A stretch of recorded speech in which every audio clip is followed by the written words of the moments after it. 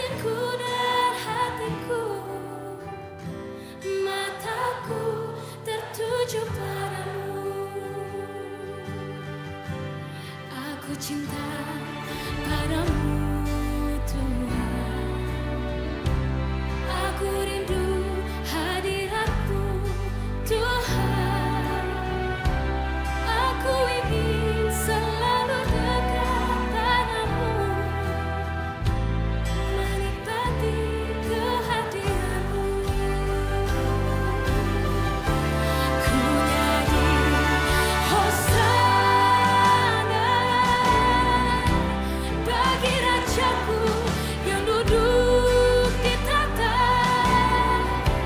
Aku muliakan dan ku agungkan, Kau layak disembah. Ku nyanyi Hosana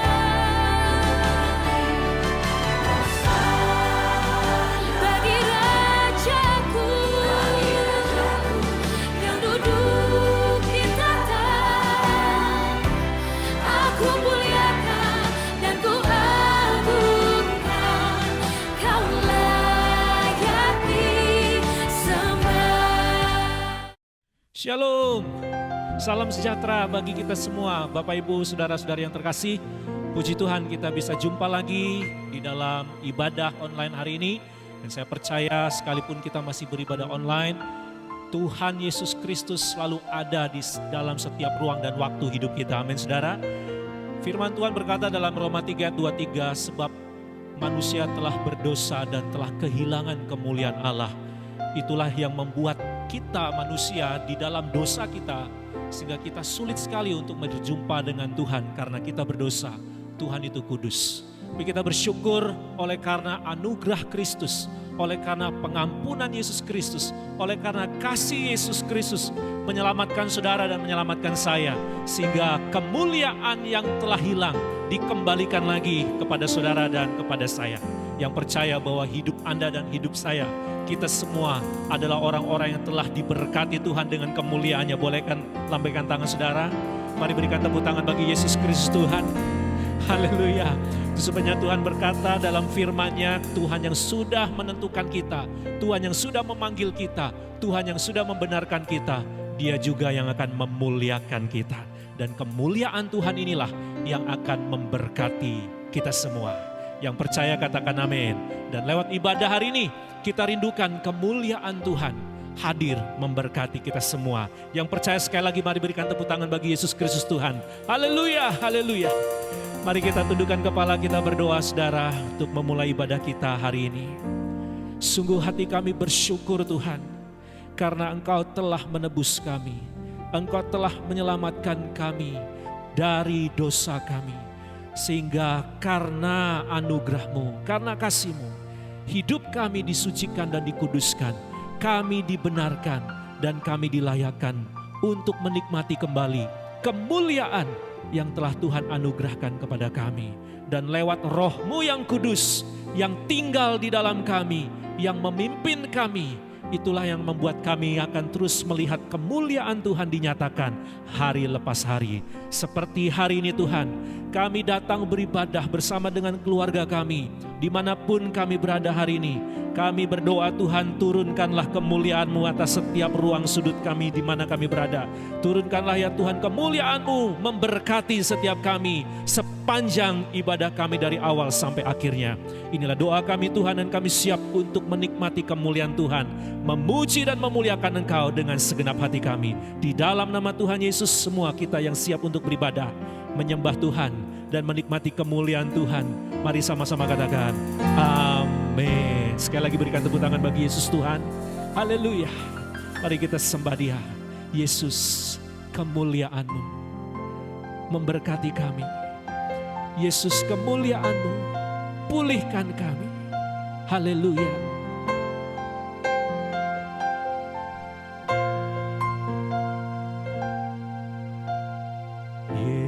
Yesus, kemuliaan-Mu pulihkan hatiku. Yesus, kemuliaan-Mu berkati hidupku. Lagi katakan, Yesus, kemuliaan-Mu. Yesus, kemuliaan-Mu pulihkan hatiku. Oh Yesus, kemuliaan-Mu berkati hidupku. Segala pujian bagi-Mu Tuhan, segala pujian syukur bagi-Mu. Kau hadir dalam hidupku. Kini ku datang sujud di hadapan-Mu, memuji-Mu, menyembah-Mu.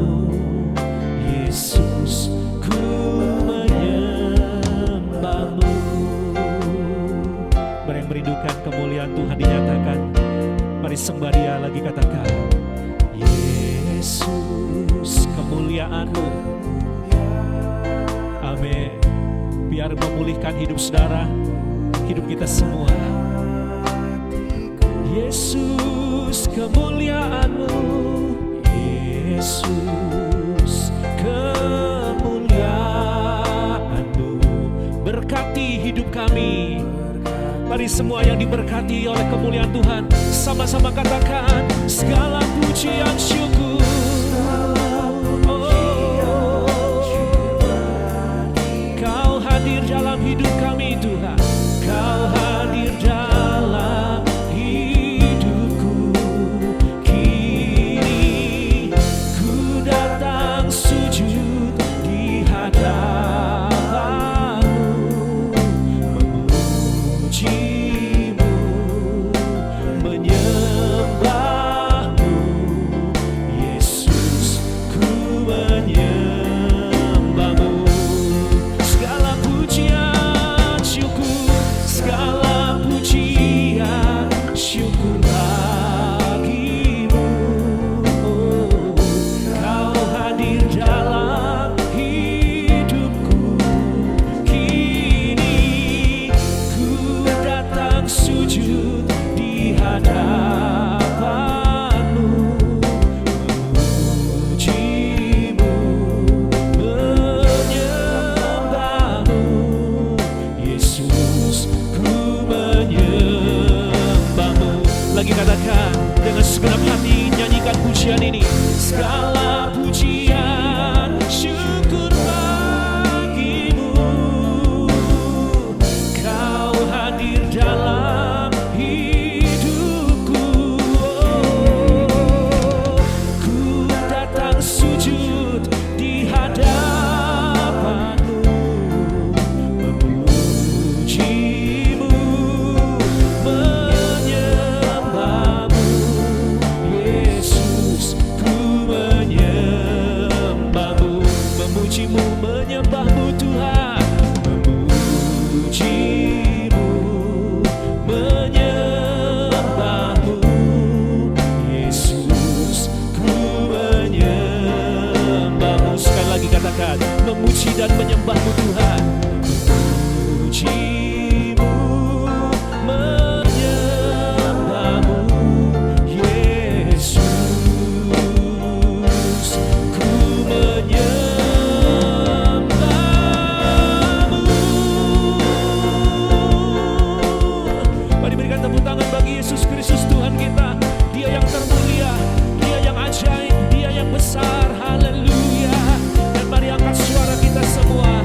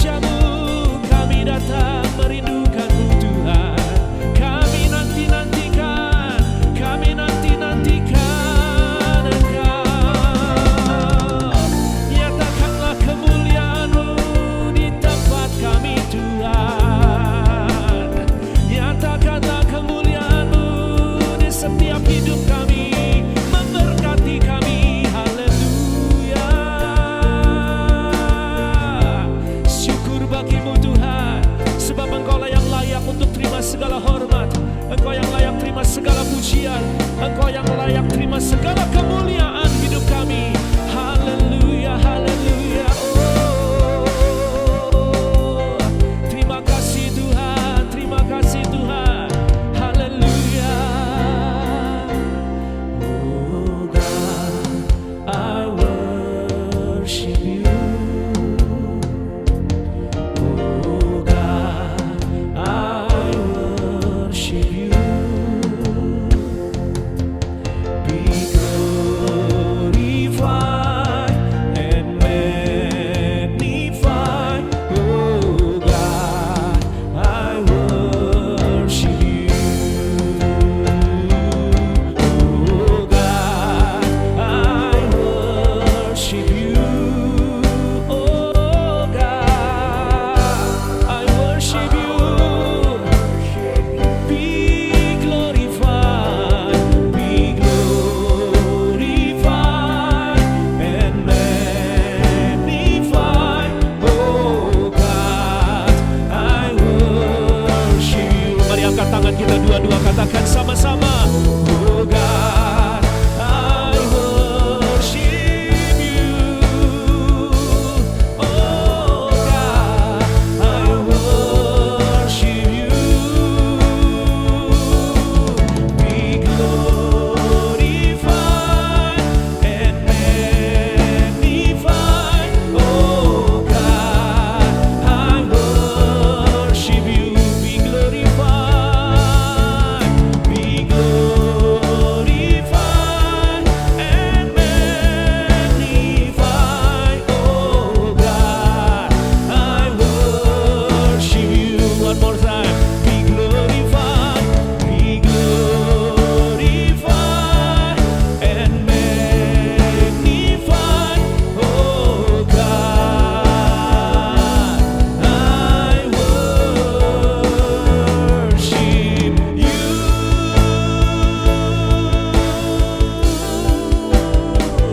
Berikan kemuliaan, segala hormat bagi Yesus Kristus Tuhan kita.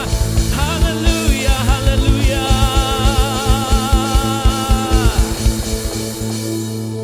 Puji Tuhan, kami bersyukur ya Tuhan untuk kemuliaan-Mu yang Kau curahkan atas setiap kami, yang Kau nyatakan bagi kami. Dan kami rindu Tuhan untuk tetap terus menjaga dan menghormati dan terus menyatakan kemuliaan Tuhan di dalam setiap kehidupan kami.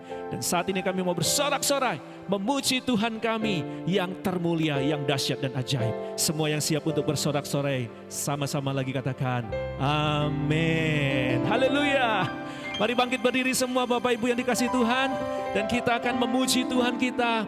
Dia yang telah memberikan kemuliaan.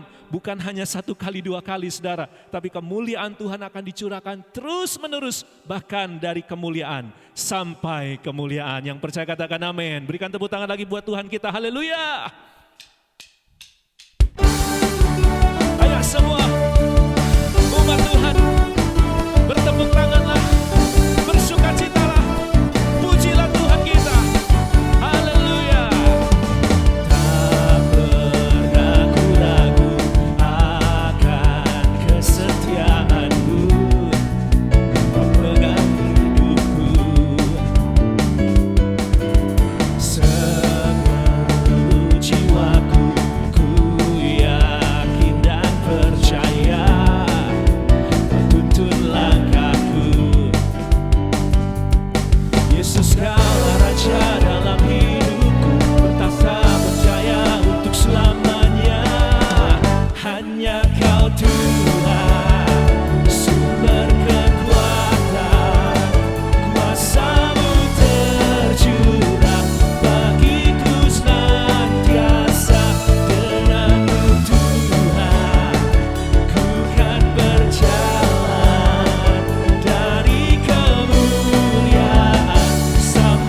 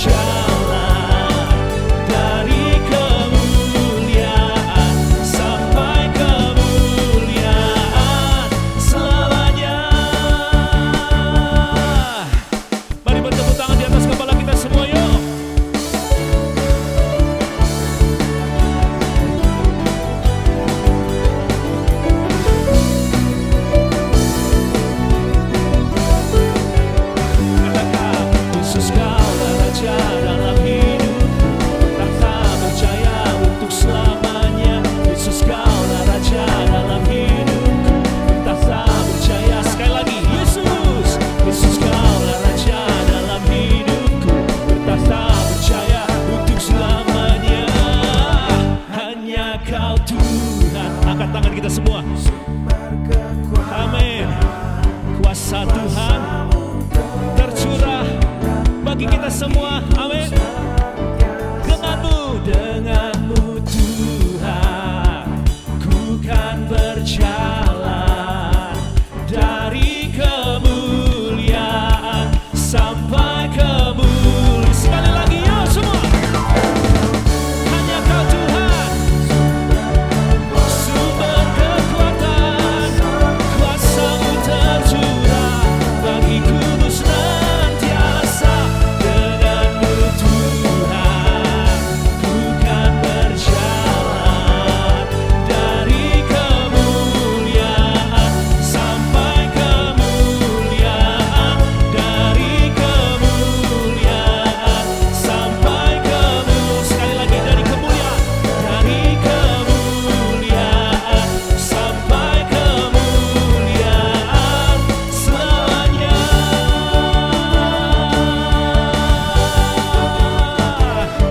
Haleluya.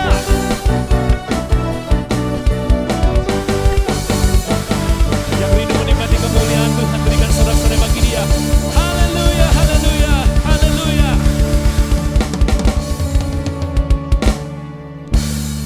Puji Tuhan, saudara. Mari siapkan hati kita untuk menerima taburan firman-Nya. Dan lewat firman inilah yang tumbuh, yang hidup dalam diri kita, yang menghasilkan buah. Dan itulah yang akan membuat kemuliaan Tuhan semakin besar dalam hidup saudara dan hidup saya. Terima kasih Tuhan. Kiranya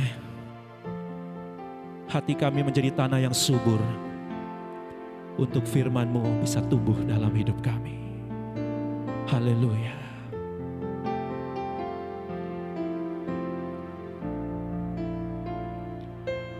Hidupku menggenapi firman-Mu, tanda mujizat sertai setiap langkahku. Kau bersamaku di dalamku sebagai bukti kebesaran-Mu. Kita punya Tuhan yang sempurna. Kau sempurna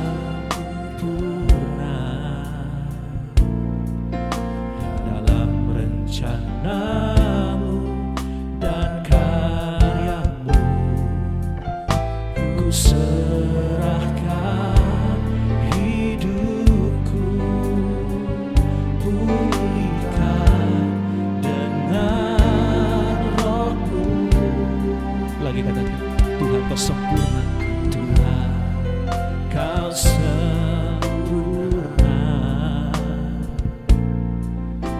dalam rencana-Mu dan karya-Mu. Ku serahkan hidupku, pulihkan dengan Roh-Mu.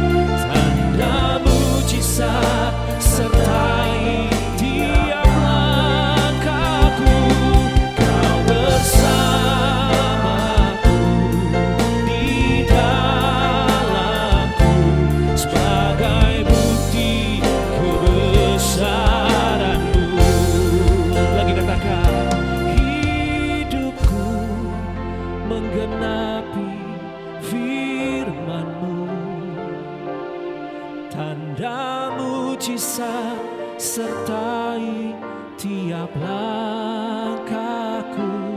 Kau bersamaku di dalamku sebagai bukti kebesaran-Mu. Sekali lagi katakan, hidupku menggenapi firman-Mu. Tanda mujizat sertai tiap langkahku. Kau bersamaku di dalamku sebagai bukti kebesaran-Mu. Kau bersamaku, Kau bersamaku di dalamku sebagai bukti kebesaran-Mu. Sekali lagi, Kau bersama kami Tuhan. Kau bersamaku di dalamku sebagai bukti kebesaran-Mu.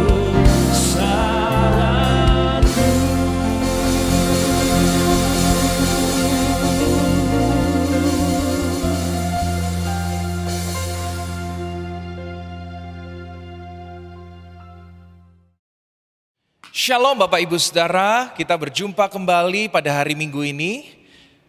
Saya berdoa semoga dimanapun kita berada tetap di dalam kasih karunia Tuhan dan kebaikan Tuhan senantiasa buat kita semua, amin.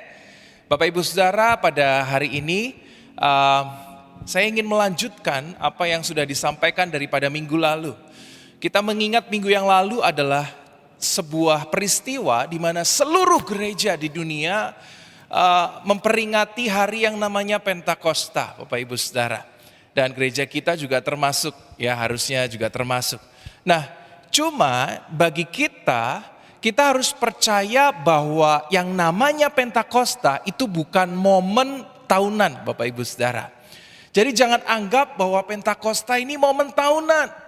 Jadi kalau misalnya ibadah tidak online gitu ya, tapi onsite, saya percayakan banyak gereja membuat acara doa 10 hari, lalu pada hari terakhir ada KKR besar, lalu ada doa pencurahan Roh Kudus. Jadi seolah-olah Roh Kudus dicurahkan kembali begitu. Tapi saya percaya enggak seperti itu Bapak Ibu Saudara. Roh Kudus dicurahkan buat setiap orang percaya satu kali seumur hidup kita. Dan saya percaya Roh Kudus tinggal di tengah-tengah kita, di dalam hidup kita orang-orang percaya. Roh Kudus tidak naik turun Bapak Ibu Saudara. Yang naik turun itu harga bahan pokok saya rasa ya. Telur ayam 20.000, 2.000, 23.000 ntar turun lagi naik lagi gitu. Kok saya inspirasinya itu ya saya enggak ngerti nih tiba-tiba.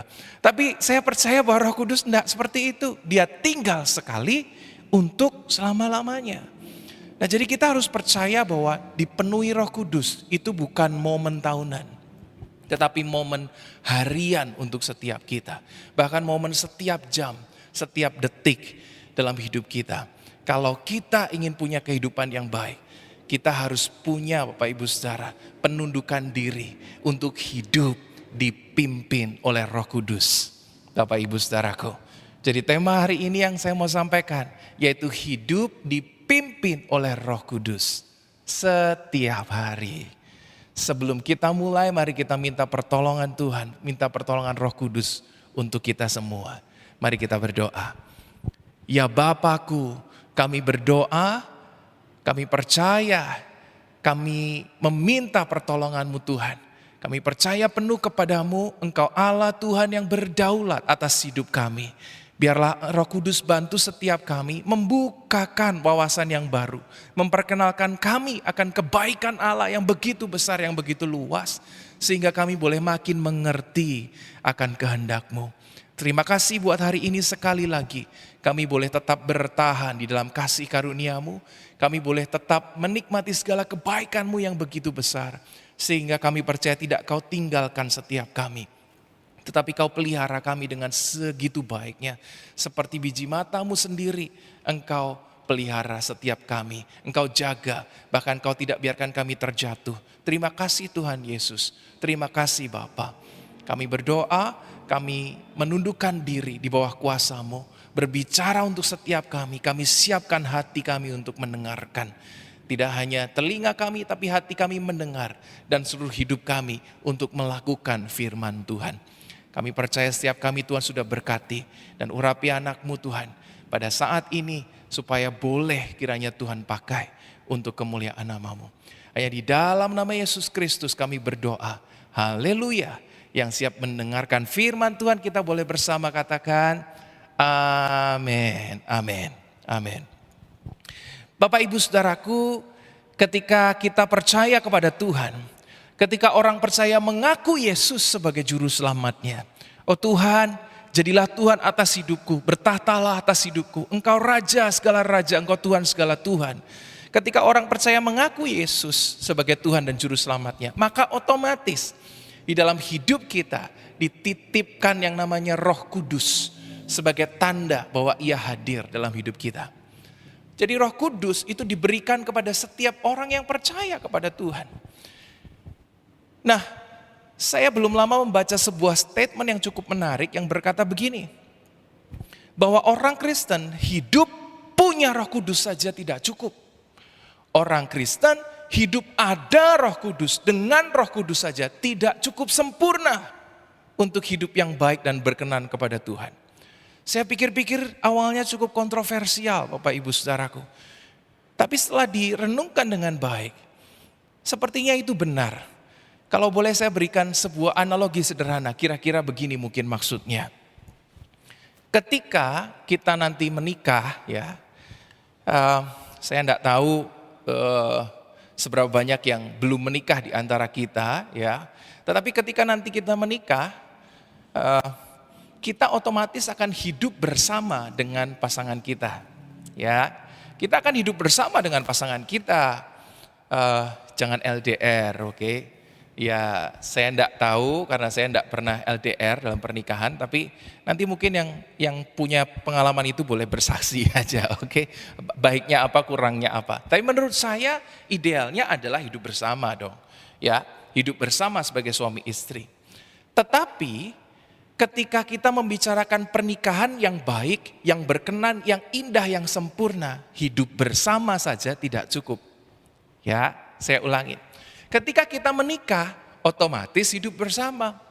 Tetapi untuk membangun sebuah pernikahan yang baik, yang indah, yang sempurna di hadapan Tuhan, hidup bersama saja tidak cukup.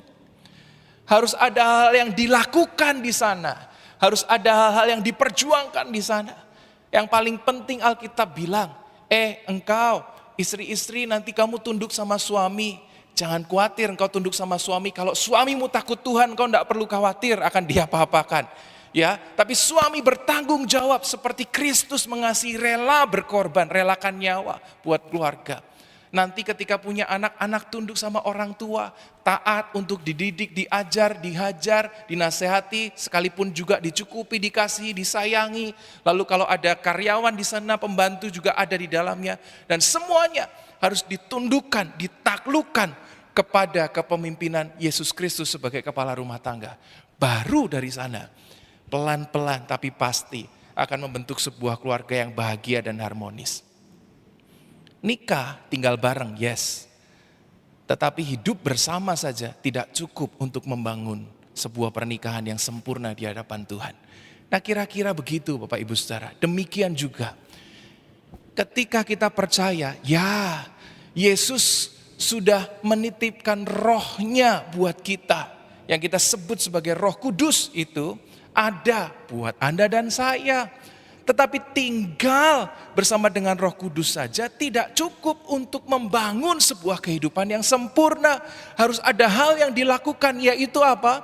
Izinkan Roh Kudus itu untuk memimpin hidup Anda dan saya. Jadikan Dia pimpinan atas hidup kita. Jangan biarkan kita yang menjadi pimpinan. Sebab pada banyak orang ingin menjadi Tuhan atas dirinya sendiri. Yang merasa, aku punya cukup kuasa, aku punya cukup harta, aku punya cukup materi untuk melakukan itu. Itu sebabnya banyak orang akhirnya hidupnya kacau. Mengapa? Karena menurut saya ketika kita pengen hidup yang ideal, letakkan Roh Kudus jadi pimpinan atas hidupmu secara pribadi demi pribadi. Biar engkau dipimpin oleh Roh Tuhan, biar engkau berjalan karena Roh Tuhan, biar engkau melakukan sesuatu karena Roh Tuhan. Baru itu, ketika itu terjadi, kita boleh memiliki kehidupan yang baik, yang berkenan kepada Tuhan, baru sempurna. Tidak cukup sekedar mengaku Yesus, lalu kita punya Roh Kudus. Tapi izinkan hidupmu sepenuhnya dipimpin oleh Roh Kudus. Engkau tunduk padanya, ketika engkau jalannya dipimpin, baru punya hidup yang baik dan berkenan kepada Tuhan. Mari kita baca firman Tuhan sama-sama Bapak Ibu saudaraku. Roma 7 ayat 19 sampai 25. Dari sini nanti kita akan mengerti mengapa harus seperti itu. Roma 7 ayat 19 sampai 25. Sebab bukan apa yang aku kehendaki, yaitu yang baik yang aku perbuat. Ini Rasul Paulus ya yang menulis. Melainkan apa yang tidak aku kehendaki, yaitu yang jahat yang aku perbuat. Jadi jika aku berbuat apa yang tidak aku kehendaki, maka bukan lagi aku yang memperbuatnya, tetapi dosa yang diam di dalam aku. Demikianlah aku dapati hukum ini. Jika aku menghendaki berbuat apa yang baik, yang jahat itu ada padaku. Sebab di dalam batinku aku suka hukum Allah. Tetapi di dalam anggota-anggota tubuhku aku melihat hukum yang lain. Berjuang melawan hukum akal budiku. Dan membuat aku menjadi tawanan hukum dosa yang ada di dalam anggota-anggota tubuhku. Aku manusia celaka. Siapa yang akan melepaskan aku dari tubuh maut ini? Syukur kepada Allah oleh Yesus Kristus Tuhan kita. Jadi dengan akal budiku aku melayani hukum Allah. Tetapi dengan tubuh insaniku aku melayani hukum dosa. Ini adalah tulisan Rasul Paulus yang begitu indah. Maksudnya apa? Maksudnya begini. Bayangkan ya, Rasul Paulus saja yang menurut saya punya standar rohani yang demikian tinggi. Dia berkata begini. Aku ingin melakukan yang baik. Tetapi kadang tubuhku melakukan yang jahat. Akal budiku aku letakkan, pikiranku aku letakkan kepada Tuhan. Tetapi toh ada pertentangan dalam hidupku antara akal budi dan kedagingan. Antara rohku yang mau taat kepada Allah dan juga antara keinginan daging. Jadi Paulus bilang, sekalipun dia mengarahkan hidupnya kepada Kristus, dia akal budinya dia letakkan kepada Kristus, dia masih bilang tubuhnya masih bisa berbuat dosa dan salah. Yang bilang siapa Bapak Ibu saudaraku? Rasul Paulus. Rasul Tuhan yang menurut saya keren sekali. Dia menulis surat banyak sekali. Di perjanjian baru mungkin sepertiganya tulisan Rasul Paulus, surat-suratnya. Banyak, begitu dalam pengenalan akan Kristus. Dia juga belajar dari seorang teolog yang luar biasa. Atau mungkin guru agama sebutannya yang luar biasa. Gurunya luar biasa, dia pun luar biasa. Dia tahu Taurat, dia kenal hukum Allah. Dia hidup dengan standar rohani yang sangat tinggi dalam hidupnya. Dia berpuasa, dia menyangkal diri. Dia berani pikul salib buat Yesus Kristus. Dia memberitakan kabar baik di dalam segala keadaan. Sekalipun banyak orang mengejar dia, mau membunuh dia, dia tetap memberitakan hukum Allah, kabar baik buat semua orang. Dia tidak khawatirkan dirinya. Dia serahkan dirinya sepenuhnya untuk melayani Tuhan. Tetapi orang yang punya standar rohani yang demikian tinggi, dia berkata begini, sekalipun aku memikirkan yang baik, tubuhku bisa melakukan yang jahat. Saya tidak membayangkan kita ini yang bahkan tidak punya standar rohani yang menurut saya setinggi dia. Bahkan mungkin tidak tinggi standar rohani kita. Kita baca firman, ya satu pasal perjanjian lama, satu pasal perjanjian baru. Mungkin juga ada yang masih bolong-bolong, ya kan? Masih tidak berdoa dan tidak berpuasa. Mungkin kita juga tidak memberitakan kabar Injil. Kita masih bisa untuk skip ibadah. Kita masih bisa untuk tidak berpuasa, ya kan? Apalagi yang badannya sekal-sekal kayak saya ini. Yang kita mau puasa aja ya, kok gimana gitu ya. Mungkin beberapa di antara kita puasa jam 12 siang sampai jam 6 sore. Habis itu makan dan sebelumnya juga makan. Kita tidak hidup di standar rohani yang setinggi Paulus. Paulus hidup dengan standar rohani yang sangat tinggi. Tapi di dalam hidupnya tetap ada pertentangan akan hukum Allah dan hukum dosa. Setiap kita ada pertentangan, Bapak Ibu Saudara. Kalau kita tidak menundukkan diri kepada pimpinan roh Tuhan, pasti kita meleset. Pasti kita meleset. Tidak ada seorang pun di antara kita yang akan terbebas dari hukum maut. Kalau kita tidak menundukkan hidup kita, pekerjaan kita, seluruh apa yang kita miliki, tubuh kita, kemampuan kita kepada Roh Kudus. Kita pasti meleset. Karena saya membayangkan orang yang begitu hebat saja seperti Rasul Paulus bisa kok melakukan salah katanya. Aku mau letakkan akal budiku kepada hukum Allah, tapi aku bisa memiliki respon yang salah. Lah kita gimana? Hidup bukan cuma sekedar menyanyi, Bapak Ibu Saudara. Menyanyi terlalu mudah. Atau mungkin berkeinginan terlalu mudah. Saya ambil contoh. Berapa banyak di antara kita yang mungkin bisa punya begini. Tuhan, aku berdoa mulai hari ini aku enggak marah lagi. Aku enggak ngomong jahat lagi. Aku enggak ngomong kotor lagi. Ya, aku enggak mau marah, enggak mau emosi lagi Tuhan. Itu tidak menyenangkanmu. Aku janji sama Tuhan. Tuhan Roh Kudus bantu aku. Tapi ketika keluar, motornya diserempet orang. Marah enggak kita? Atau mungkin mobil kita yang kita anggap berharga, dielus-elus, ya kan, dicuci. Lalu kemudian diserempet atau mungkin tabrakan, atau mungkin terjadi hal yang lain. Atau kita berdoa, enggak mau emosi, tetapi kita ngalamin misalnya kita ditipu sama orang. Kita dicurangi sama orang. Bisa enggak kita emosi? Kita tahu kita punya keinginan yang baik, saya tahu setiap kita punya keinginan untuk jadi berkenan di hadapan Tuhan. Tetapi daging kita menyeret hidup kita, Bapak Ibu Saudara. Kalau kita tidak bijaksana, pasti nanti kita akan meleset. Kita akan meleset. Kita enggak bisa cuma nyanyi doang. Oh, I have decided to follow Jesus. I have decided to follow Jesus. I have decided to follow Jesus. No turning back, no turning back. Dikatakan apa? Oh, salib di depan, dunia di belakang. Kita pengen maju, tapi dunia menarik kita. Faktanya seperti itu. Kalau kita hari-hari ini, kita tidak meletakkan hidup kita di bawah pimpinan roh Tuhan, Roh Kudus itu Bapak Ibu Saudara, pasti kita akan menyimpang daripada jalan-jalannya. Oleh sebab itu, setiap hari serahkan kehidupanmu dan keluargamu di bawah pimpinan Roh Kudus untuk memimpin. Ini bukan sekedar peristiwa 1 tahun sekali di mana Roh Kudus dicurahkan. Tapi ini perjuangan kita setiap hari untuk mengikut Kristus dalam hidup kita. Haleluya. Amin, Bapak Ibu Saudara. Nah, mengapa kita perlu kehadiran sosok pribadi yang manis ini yang namanya Roh Kudus? Yang pertama, Roh Kudus itu menyatakan kehadiran Allah Tritunggal. Itu yang pertama. Kenapa kita perlu Roh Kudus? Karena Roh Kudus menyatakan kehadiran Allah Tritunggal yang jauh dari dekat. Yang jauh jadi dekat. Nah, gitu. Nah, seringkali ketika kita bicara Roh Kudus, Bapak Ibu Saudara, ada banyak orang seolah-olah mengecilkan maknanya. Roh Kudus adalah sebuah pribadi yang kecil dibanding dua pribadi yang lainnya. Allah Bapa yang begitu hebat, apalagi Yesus Kristus Tuhan.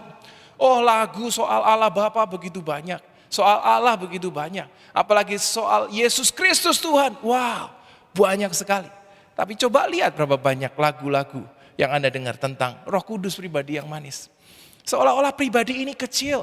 Seolah-olah pribadi ini tidak lebih berkuasa daripada pribadi yang lainnya. Bahkan kalau kita jeli dan kita belajar. Perjanjian lama isinya, oh Allah banyak. Perjanjian baru dimulai dengan peristiwa Yesus Kristus, cerita Yesus Kristus, Yesus Kristus, Yesus Kristus. Kalau kita tanya, Roh Kudus ceritanya di mana? Paling kita akan bilang, oh Kisah Rasul, ya itu lagi, Kisah Rasul lagi. Karena enggak banyak cerita tentang itu. Tetapi bukan mengecilkan loh Bapak Ibu Saudara. Bukankah kalau kita menyadari, ketika Roh Kudus dicurahkan buat setiap manusia, setiap orang percaya pada waktu itu. Bukanlah dua pribadi yang lainnya, seolah-olah tidak muncul begitu banyak. lagi gitu. Ya, setelah Roh Kudus dicurahkan, kok enggak banyak disebut ya Allah Bapa muncul, Yesus Kristus muncul. Kenapa? Karena dalam pribadi inilah yang namanya Roh Kudus, kehadiran mereka semua ada buat kita semua. Ini menyatakan kehadiran Allah Tritunggal. Roh Kudus ditinggalkan buat kita, membuktikan bahwa Allah Bapa dan Yesus beserta dengan kita senantiasa, Bapak Ibu Saudara. Jangan terus-menerus minta Allah Bapa yang hadir, apalagi minta Tuhan yang hadir. Ayo hati-hati, kalau setiap kita nanti berdoa, ya apalagi yang doanya sering dikabulkan, jangan doa gini, Tuhan Yesus Engkau hadirlah di sini. Itu doa hati-hati loh Bapak Ibu Saudara. Kalau Tuhan Yesus hadir di tengah-tengah kita artinya apa? Bukannya kiamat. Lah Yesus datang kedua kali kan kiamat Bapak Ibu Saudara. Lah kalau Tuhan Yesus sendiri yang hadir ya bubar kita. Jangan sekarang lah ya, sempet-sempetin dulu pamitan, sempet-sempetin dulu nikah yang belum nikah, belum kawin, yang pengen menikmati mahligai rumah tangga, biar ada ikatan-ikatan cinta yang begitu manis dan indah, nikah dulu gitu, jangan buru-buru. Tapi kan kita kan gitu ya, oh Tuhan Yesus Engkau hadir, Yesus sudah hadir dalam bentuk rohnya yang dititipkan untuk setiap kita. Dari situlah Roh Kudus itu menyatakan kehadiran Allah Bapa, Yesus Kristus ada bersama-sama dengan kita. Kalau Allah Bapa atau Yesus Kristus sendiri yang hadir, bumi ini bubar Bapak Ibu Saudara. Tapi kalau Anda pengen merasakan kehadiran Allah yang begitu besar ada dalam hidup kita, lewat Allah Roh Kudus. Allah Roh Kudus menyatakan kehadiran Allah Tritunggal. Jadi jangan anggap ini pribadi yang kecil. Ini adalah perwakilan Allah yang luar biasa. Tapi ada di tengah-tengah kita. Ada di tengah saudara dan saya. Untuk menolong setiap kita. Mempunyai kehidupan yang baik dan indah. Dan lurus di hadapan Tuhan. Supaya kita menyenangkan Dia. Nah, kalau gitu kita bisa tahu Bapak Ibu Saudara. Dari sini, mari kita baca ayatnya. Yohanes 16 ayat 7-8. Namun benar yang kukatakan ini kepadamu adalah lebih berguna bagi kamu jika aku pergi. Sebab jikalau aku tidak pergi, penghibur itu tidak akan datang kepadamu. Tetapi jikalau aku pergi, ini kata Yesus, aku akan mengutus Dia kepadamu. Dan kalau Ia datang, Ia akan menginsafkan dunia akan dosa, kebenaran, dan penghakiman. Yesus sendiri bilang, lebih baik aku naik. Supaya penolong atau Roh Kudus, Roh Bapa itu ada menyertai setiap kita turun. Sebab Yesus waktu ada di dunia, Dia lagi dalam kondisi terbatas. Kenosis Filipi 2, membatasi dirinya, Allah yang tak terbatas jadi terbatas. Yesus pada waktu itu boleh dibilang tidak hadir sebagai manusia. Dia tidak bisa langsung pelayanan 1000 orang Yesus melayani di mana-mana. Dia bisa ada di mana-mana, tapi tidak sekaligus ada di mana-mana. Oleh sebab itu Yesus bilang lebih baik ketika Dia sudah selesai melakukan tugasnya, aku naik supaya ada penolong, ada Roh Tuhan, ada Roh Kudus yang maha hadir, yang maha kuasa, yang akan menolong kita dimanapun kita berada. Ya, jadi apa makna penting kehadiran Allah Tritunggal? Jelas, kalau nggak ada Roh Kudus, ya tidak ada kehadiran Allah Tritunggal dalam hidup kita. Kalau tidak ada Roh Kudus, kita kehilangan sesuatu yang paling penting buat hidup orang percaya, yaitu apa? Allah yang Immanuel, yang ada bersama dengan kita dimanapun kita berada, dalam kondisi apapun kita. Dia Allah yang Immanuel. Kalau tidak ada Roh Kudus, kita tidak bisa rasakan itu Bapak Ibu Saudara. Kalau kita tidak terima Allah yang Immanuel, maka sebenarnya kita kehilangan sesuatu ciri khas daripada orang Kristen, yaitu apa? Barak, berkat Allah. Ya, perlindungan Tuhan, penyertaan Tuhan yang begitu sempurna. Ingat ya, berkat bukan materi, tapi perlindungan Allah yang sempurna ada buat Anda dan saya. Sekalipun tidak terlihat, ada kebaikan kemurahan Tuhan mengikut kita. Itu bukan materi, tapi berkat Tuhan. Penyertaan Tuhan Allah yang Immanuel menyatakan dirinya dengan luar biasa. Kalau kita tidak hidup dalam berkat, barak, perlindungan Tuhan, berarti kita bukankah hidup dalam kutuk? Dan kalau kita hidup di luar Tuhan, kita hidup dalam kutuk, maka kita binasa. Jadi jangan remehkan kehadiran Allah Roh Kudus dalam hidup kita. Itu bukti bahwa Allah Tritunggal ada bersama dengan saya dan saudaraku di tempat ini semuanya. Haleluya Bapak Ibu Saudara, itu yang pertama. Nah yang kedua, kenapa kita perlu Roh Kudus? Supaya manusia dapat mengenal Allahnya. Tadi ngomongin soal kehadiran, tapi sekarang ngomong kenalan sama Tuhan, sama Allah itu. Kan lewat Roh Kudus kita bisa mengenal Dia. Kita baca ayatnya 1 Korintus 2 ayat 10-11. Karena kepada kita Allah telah menyatakan oleh Roh, sebab Roh menyelidiki segala sesuatu, bahkan hal-hal yang tersembunyi dalam diri Allah. Ya, siapa gerangan di antara manusia yang tahu apa yang terdapat di dalam diri manusia selain roh manusia sendiri yang ada dalam dia? Maksudnya apa? Siapa yang dapat kenal kita selain daripada roh yang ada dalam hidup kita gitu. Demikian pula lah tidak ada orang yang tahu apa yang terdapat di dalam diri Allah selain roh Allah. Ini menarik. Maksudnya apa? Begini Bapak Ibu Saudara. Konsep daripada filsafat penulisan kitab Perjanjian Baru, filsafat Yunani itu seperti ini. Bahwa sesuatu itu hanya dapat dikenali atau dipahami oleh sesuatu yang seperti itu. Saya ulangin ya. Sesuatu itu hanya dapat dikenali atau dipahami oleh sesuatu yang sama yang seperti itu. Yang hakikatnya sama baru bisa saling mengerti. Saya kasih contoh ya. Kalau misalnya di tempat ini ada yang pengen kenalan sama saya aja, oke? Ya, sekalipun nih saya mungkin GR karena nggak ada yang mau kenalan ya kan. Saya udah punya istri anak satu, oke? Nah, ada yang mau kenalan sama saya, oke?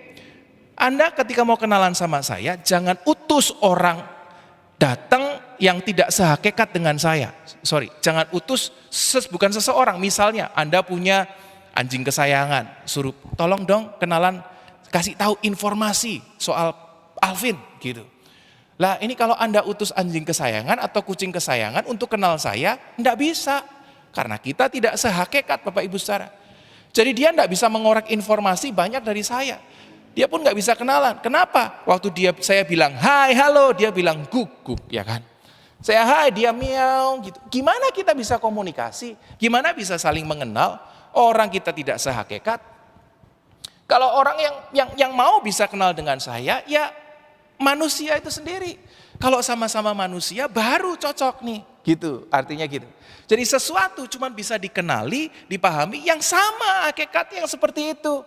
Oleh sebab itu, Allah yang begitu besar dan luar biasa, yang tidak terjangkau oleh akal pikiran manusia, dia mengirimkan yang namanya apa?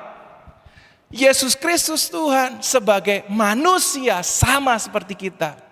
Supaya orang-orang jadi ngerti, oh Allah itu begini toh. Bentuknya kayak manusia digambarkan kayak Yesus. Yesus bilang begini, kalau engkau pengen lihat Bapa, lihat aku. Manusia baru bisa mengerti, oh gitu. Kenapa? Karena yang datang nih sehakikat sama dia. Nah demikian juga ketika kita ingin mengenal sama Allah, kita ingin mengetahui Allah Bapak Ibu Saudaraku. Maka yang terjadi adalah begini, dari mana kita dapat informasi itu? Dari mana kita bisa dapat informasi itu? Kalau kita pengen kenal Allah, rindu Tuhan, aku ingin mengenal Engkau lebih dekat. Aku ingin mengenal Engkau lebih jauh. Dari mana kita dapat semuanya itu? Cuman satu yang bisa memperkenalkan. Ya, yaitu adalah Roh Kudus. Kenapa? Firman bilang begini, demikian pula lah tidak ada orang yang tahu apa yang terdapat dalam diri Allah selain daripada Roh Allah. Kenapa? Roh Allah, Roh Kudus, Roh Tuhan, Roh kebenaran ini tinggal bersama-sama dengan Allah sejak semula. Ini rohnya sendiri, dia tahu siapa Allah, dia tahu siapa Allah yang kita sembah, yang kita puji, yang kita nyanyikan, yang kita percaya itu. Karena Roh Kudus rohnya dia sendiri. Dan dia tinggal bersama-sama dengan kita. Kita bisa ngobrol sekalipun antara roh dan kita daging. Oleh sebab itu, makanya supaya kita bisa ngobrol sama roh, ya kita yang tunduk sama roh. Roh kita letakkan di dalam penundukan diri akan Roh Kudus. Maka kita akan menerima pengenalan akan Allah. Baru kita akan mengerti. Kalau enggak seperti itu kita enggak bisa mengenal Allah, Bapak Ibu Saudaraku. Kita mau tidak mau. Kita harus punya Roh Kudus, dipimpin Roh Kudus supaya apa? Hari demi hari kita makin mengenal Allah, makin mengenal Allah, makin mengenal Allah, makin mengenal Allah. Baru kita bisa bilang, aku mau serupa seperti yang namanya Yesus Kristus. Aku mau serupa seperti dia. Aku mau hidup berkenan aku mau hidup lurus. Aku mau masuk dalam kerajaan kekal seperti janjinya. Baru kita bisa.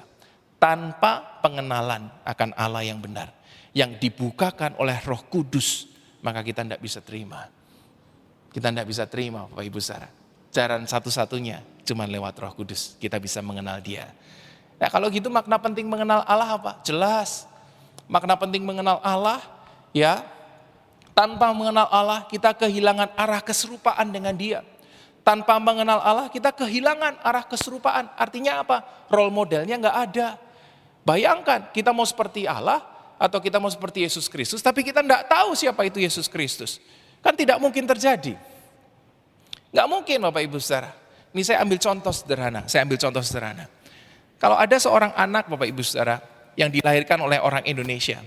Tetapi karena satu dan lain hal, anak ini diadopsi oleh orang Belanda misalnya, luar negeri orang Belanda. Ya, dia anak orang Indonesia, tapi diadopsi sama orang Belanda. Saya mau tanya, bahasanya dia akan ngomong bahasa Indonesia atau bahasa Belanda? Oh tentu kita akan bilang bahasa Belanda. Kenapa? Karena dia lebih mengenal yang mengasuh dia daripada orang tuanya sendiri. Sekalipun dia punya keinginan gini, oh aku pengen jadi seperti papaku lah. Loh kamu enggak kenal papamu siapa kok? Aku pengen seperti mamaku. Mungkin mamaku orang baik, dokter, lain sebagainya. Papaku ini. Aku mau seperti mereka. Enggak bisa loh. Kenapa? Karena kamu enggak tinggal sama mereka. Kamu kehilangan arah. Kamu mau serupa sama dia, enggak bisa.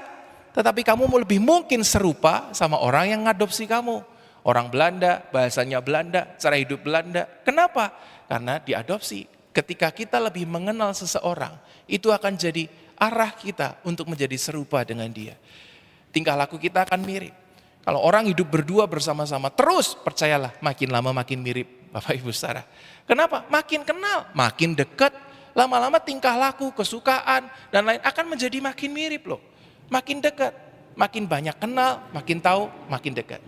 Nah sekarang bayangkan, kalau kita tidak mengenal Allah yang benar, mungkinkah kita akan hidup seperti dia? Mungkinkah kita akan hidup menurut jalan-jalannya? Mungkinkah kita bilang, aku mau ikut seperti anakmu yang tunggal, Yesus Kristus Tuhan, demikian aku mau hidup? Nah mungkin Bapak Ibu Saudara. Oleh sebab itu, hanya lewat Roh Kudus, Rohnya sendiri akan membuka pengenalan akan Allah. Dari sanalah kita akan mengerti siapa Allah. Dan kita bisa hidup menurut jalan dan rancangannya. Mengenal Allah itu bukan tugas manusia, kita tidak bisa. Oleh sebab itu sekalipun pelayanan kita hebat luar biasa ataupun kita pernah melayani dengan cara yang hebat, jangan pernah bilang begini, waktu aku pelayanan ada 10 orang bertobat loh, ada 50 orang bertobat ketika aku pelayanan. No, bentar. Kita cuma bisa memberitakan kabar baik. Tapi yang membuat orang bertobat itu bukan kita pribadi, tapi Roh Kudus. Ketika hati mereka terbuka untuk Roh Kudus, hati mereka terbuka, mata mereka terbuka, mereka bisa kenal Allah. Dari sanalah pertobatan terjadi. Itu bukan kita. Yang ketiga, yang terakhir, Bapak Ibu Saudaraku. Kita perlu Roh Kudus karena apa? Dipimpin oleh Roh Kudus karena apa? Karena Roh Kudus akan menuntun kita ke jalan yang benar. Ini bicara soal masa depan. Roh Kudus menuntun kita ke jalan yang benar, Bapak Ibu Saudaraku. Yohanes 16 ayat 13 berkata begini, tetapi apabila Ia datang, yaitu Roh kebenaran, Ia akan memimpin kamu ke dalam seluruh kebenaran. Sebab Ia tidak akan berkata-kata dari dirinya sendiri, tetapi segala sesuatu yang didengarnya, itulah yang akan dikatakannya. Dan Ia akan memberitakan kepadamu hal-hal yang akan datang. Yuk coba kita pikir Bapak Ibu Saudara. Dalam hidup kita, berapa banyak kita berbuat kesalahan. Karena kita percaya akan insting kita. Kita percaya akan, kayaknya bagus. Ini peluang kayaknya bagus. Kita punya insting, itu perlu. Mungkin yang bisnismen bilang itu perlu. Ya, saya bilang itu perlu.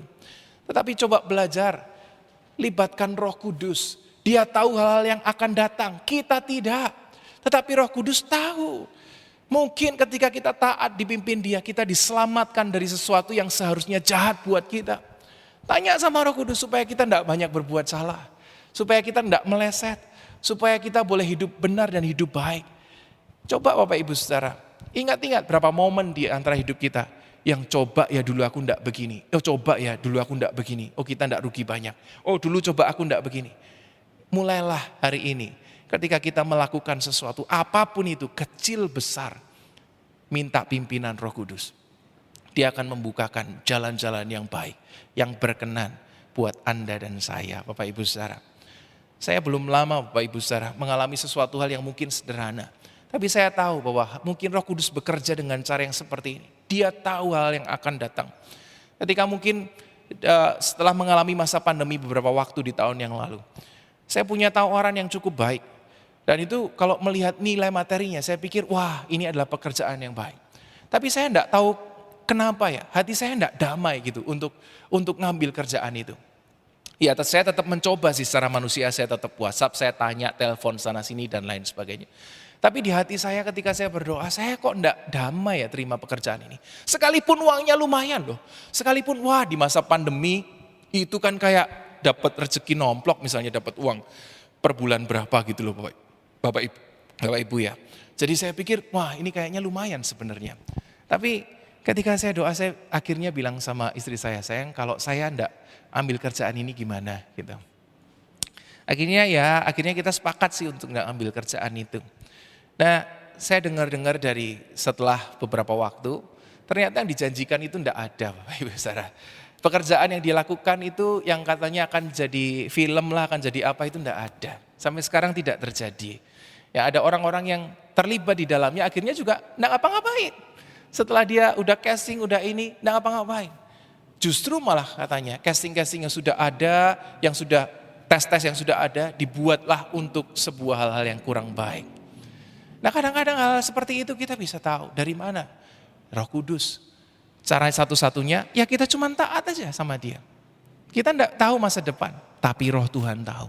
Supaya kita punya hidup yang baik, percayalah, minta hidupmu dipimpin Roh Kudus.